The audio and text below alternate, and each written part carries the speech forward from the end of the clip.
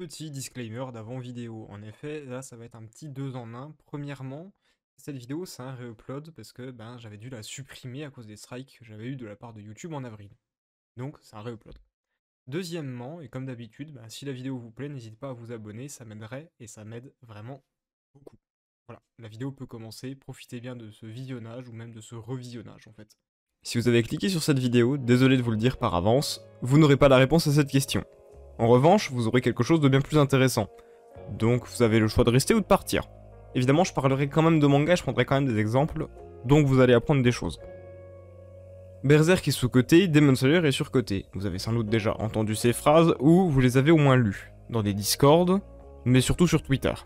Il y a d'ores et déjà une question primordiale à se poser. Ça veut dire quoi un manga sous-coté? Si on s'en réfère à la définition du mot cote sur Google, il peut s'agir soit d'une marque servant à un classement, d'un montant, d'une constatation officielle, comme dans les bourses, d'une appréciation ou d'un chiffre indiquant une dimension. La définition s'accordant le plus à la question, c'est la quatrième, celle de l'appréciation évidemment. Maintenant, on fait face à un nouveau problème. Comment estimer l'appréciation d'un manga? La première option, c'est sans doute de regarder le nombre de ventes. On va essayer avec Berserk. Perdu, à l'heure actuelle, Berserk est le 46e manga le plus vendu de tous les temps à une hauteur de 50 millions d'exemplaires. A titre de comparaison, c'est environ 4 fois la population de l'Île-de-France, ou littéralement la population de l'Espagne. Oui, c'est comme si chaque Espagnol avait un tome du manga chez lui, et quand je dis la population de l'Espagne, c'est littéralement tout le monde. Du nouveau-né dans son landau au papy de 95 ans qui vit sous assistance respiratoire. En définition, de sous-côté, j'ai déjà vu plus parlant.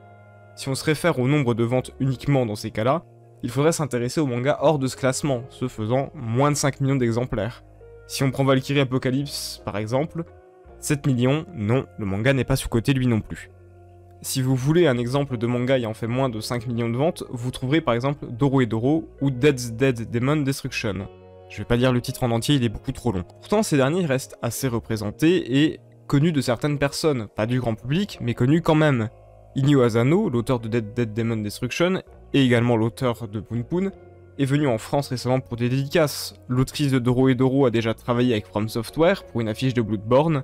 Ses mangas sont également édités en France. Une adaptation animée par Mappa a vu le jour, de même aucun manga de Junji Ito n'apparaît dans le classement, alors que ce dernier est considéré comme un as et un maître de l'horreur moderne. De plus, avec l'indication de vente, il est difficile de placer un indicateur sur le terme surcoté. Ça voudrait dire que dès qu'un manga fait un nombre particulier de ventes, ce dernier devient par définition surcoté. Golgo 13 par exemple est le 3e manga le plus vendu de tous les temps. Et on n'en entend jamais parler en France. Sérieusement, qui a regardé un épisode de Golgo 13 ou qui a lu un chapitre? Alors que Blue Lock par exemple fait exactement 50 fois moins de ventes que Golgo 13 et j'en entends parler presque tous les jours.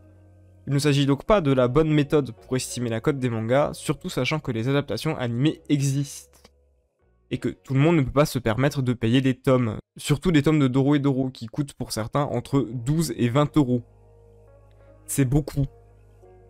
L'argument de la vente étant donc mis de côté, il faut se pencher sur autre chose. Peut-être qu'en réalité, quand on parle d'un manga sous-coté ou d'un manga sur-coté, on fait un abus de langage, et qu'on parle de ses qualités en fait. Sous-coté voudrait donc dire sous-estimé, et sur-coté, surestimé. Ça nous apporterait donc la correction suivante, Berserk est sous-estimé, Demon Slayer est surestimé. Et encore une fois, ça sonne faux. Berserk est sous-estimé. Chaque thread, chaque commentaire, chaque tweet, chaque opinion que j'ai pu lire à propos de Berserk ou entendre, c'en était qui vantait les qualités et les mérites de l'œuvre. Alors qu'en réalité, cette dernière n'est pas sans défaut. Pourtant les gens évincent très souvent les 10 défauts. Dans la liste, on peut par exemple mettre le manque d'accessibilité de l'œuvre. C'est en effet son but, mais en même temps, si le critère principal de réussite d'un manga c'est sa capacité à se vendre à tout le monde, Berserk est peut-être le pire manga possible, tant ce dernier est ciblé pour les adultes. À ça, nous pouvons rajouter des personnages, sans doute à cause malheureusement du décès de l'auteur, qui sont très peu développés. Par exemple Serpico, qui s'en souvient vraiment, ou qui s'en souvient bien, ou qui peut vraiment citer ce qu'il a fait. Et des arcs facilement oubliables à cause d'autres arcs qui étaient réellement incroyables, ça crée donc un problème de rythme. Quand on voit l'éclipse et l'ère des châtiments, quand on voit les guerres saintes, l'arc Fantasia et la bataille navale, j'en entends très peu, voire jamais parler, parce que la plupart des gens les ont déjà oubliés en fait. Pour ce qui est de Demon Slayer, j'ai vu beaucoup de gens adorer l'adaptation animée, mais au final, à chaque fois que j'avais discuté avec un lecteur du manga, ce dernier lui trouvait tout de même pas mal de défauts. Et pourtant, le manga a ses qualités, qu'il s'agisse du sacrifice de certains personnages qui est incroyablement bien mis en scène, la backstory de certaines lunes majeures qui sont également très intéressantes. Le manga a certes des défauts, mais tout n'est pas à jeter pour autant. Donc il ne peut pas non plus s'agir du fait de surestimer ou de sous-estimer les qualités d'un manga. Et nous allons enfin rentrer dans le vif du sujet après toute cette introduction bien trop longue. Car en réalité, depuis le début, dire d'un manga qu'il était sous-coté ou surcoté, ça n'a aucun rapport avec ce que j'ai pu décrire auparavant. Depuis le début, quand on parle d'un manga surcoté ou d'un manga sous-coté, il s'agit simplement de parler de son impression personnelle vis-à-vis du manga et de la hype qu'il y avait autour. Et comme le phénomène est arrivé sur Twitter, que les mangas et les animés sont devenus à la mode à travers le temps, qu'il y a le système de tendance sur Twitter, des noms déjà populaires sont très souvent vus et revus.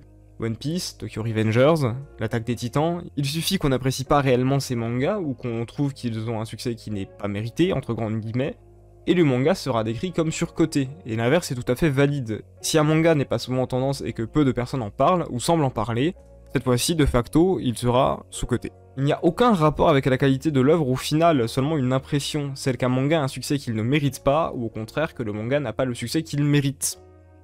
Si on veut être encore plus pointilleux, à la base on parlait surtout de mangas surcotés en se référant à Demon Slayer par exemple. Le terme sous-coté est venu à la suite comme un revers de médaille.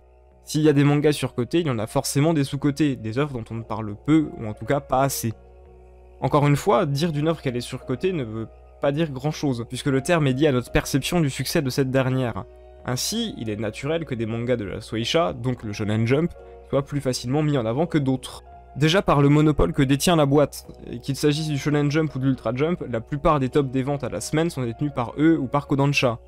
Il est donc évident qu'ils ont plus de moyens à mettre dans la communication et dans les publicités de leurs œuvres, d'autant plus que lorsqu'un manga apparaît dans le magazine, il se retrouve à côté de One Piece, Jujutsu Kaisen, My Hero Academia par exemple. Autant le dire, ça rajoute une plus-value. La deuxième raison est encore plus simple, le shonen neketsu est le genre le plus facile à reproduire et donc à vendre, car c'est celui qui est le plus axé au grand public. Il est normal que One Piece soit plus vendu parce que One Piece correspond à plus de lecteurs. Plus grande pluralité sur les sujets abordés, les personnages, la forme de l'œuvre en elle-même, là où des mangas comme Vagabond, certes très beaux mais bien plus de niche, car parlant de philosophie, de guerre et d'histoire en général, auront plus de mal à se faire une place dans le grand public. Je précise quand même que Vagabond est un des mangas les plus vendus de tous les temps, donc c'est pas le meilleur exemple. Si on veut vraiment rester sur des mangas qui sont des mangas vraiment de niche, on va prendre Rikudo par exemple, qui parle d'horreur, de mafia et de boxe. Et là, c'est sûr qu'on va clairement pas le conseiller à des enfants. Il est bien plus facile de vendre à quelqu'un une œuvre créée de toutes pièces où un héros vit de belles aventures, fait de belles rencontres, affronte des adversaires, grandit face à eux et accomplit son rêve. Essayez de vendre et de rendre populaire un manga sur un dépressif, alcoolique, sans but, sans morale ou conviction qui se rend à son travail tous les jours, vous ferez peut-être des ventes, mais sans doute beaucoup moins. Car vous perdrez au minimum tous vos jeunes lecteurs, ces derniers n'étant pas concernés par ces sujets, et ces derniers y étant encore moins intéressés en fait. Il n'est d'ailleurs pas rare de voir des mangas dits sous-cotés devenir surcotés dès leur adaptation en animé. Et ça c'est un point très intéressant aussi, la place de l'animation dans cet algorithme. Votre manga préféré va avoir une adaptation animée, déjà ça c'est cool, ça vous motive à mort, vous avez hâte, vous n'êtes pas le seul, vous en parlez sur Twitter avec plein de gens. Déjà la communauté a une attente. Ensuite l'adaptation arrive.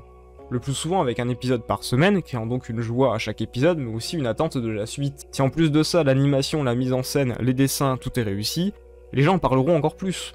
Et le but principal de l'animé sera réussi, faire une pub à son manga et booster ses ventes. Car oui, c'est ça le but d'un animé avant tout, qu'on le veuille ou non. On a donc affaire à un cercle vertueux. Si le manga a une adaptation animée, c'est qu'il est assez suivi et apprécié pour. Il crée une attente, l'anime le diffuse à un public plus large qui s'intéresse au manga par la suite, qui fait plus de ventes, donc qui crée plus d'attentes pour une potentielle suite de l'animé. Donc, le manga devient surcoté parce que trop de gens le connaissent. Mais quand on y réfléchit, en fait, il y a rien de mal à ça. Ça fait découvrir des mangas à des gens, ça aide les auteurs, ça génère de l'emploi, mais bien souvent, comme des milliers de tweets fusent, eh ben les gens qui n'aiment pas le manga ou l'anime vont critiquer, et souvent la critique sera la suivante, votre anime est surcoté. Et suite à ça, vous allez citer vos mangas préférés, en général un peu moins connus, et dire ces mangas-là méritent ce succès, eux, ils sont sous-cotés. Et je ne dis pas l'inverse, parfois il y a des sacrées croûtes qui sont appréciées ou animées, et pourtant c'est la règle du jeu. Comme dans tous les milieux artistiques, la chance est la chose qui compte le plus. Certains mangas ont eu plus de chance que d'autres, et c'est aussi pour ça que parler de mangas dits sous-cotés est bien plus intéressant que de parler de mangas surcotés. Car en effet, ça permet de faire découvrir de sacrées œuvres à des gens. Essayez juste de vendre ça autrement qu'en dénigrant les goûts des autres. Enfin bref, j'ai pas spécialement grand chose à rajouter, c'était surtout des réflexions que je me faisais à moi-même parce que je voyais beaucoup trop ce genre de tweets fusés sur Twitter. Au final, vous pouvez aimer ce que vous voulez et il y a absolument aucun problème avec ça. En vrai, je m'en fous un peu. Si quelque chose vous plaît pas, vous avez juste à le masquer en fait. En plus, vous pouvez même ban des mots sur Twitter pour pas avoir à les voir. Mener ce genre de guéguerre ne fera pas de vous quelqu'un de plus intéressant ou de plus original. Au contraire, ça vous rendra juste chiant et fera de vous des gamins inintéressants. Passez plutôt votre temps à lire plus d'œuvres, vous renseigner sur plus d'œuvres, et vous verrez que tout se passera mieux. C'est donc avec cette conclusion que nous allons nous quitter pour aujourd'hui. Manga surcoté ou sous-coté, au final ça veut pas dire grand chose, c'est très souvent du ressenti des réactions que des fans déçus ou surmotivés peuvent avoir. Continuez à découvrir des œuvres, à en parler autour de vous et avoir un regard critique dessus. Et surtout, encore une fois je le rappelle, ne rabaissez pas un manga seulement car il est populaire, ou au contraire, n'en adulez pas un parce qu'il est peu connu. C'était Béléus, n'hésitez pas à vous abonner si la vidéo vous a plu, à la prochaine. Bonne soirée tout le monde.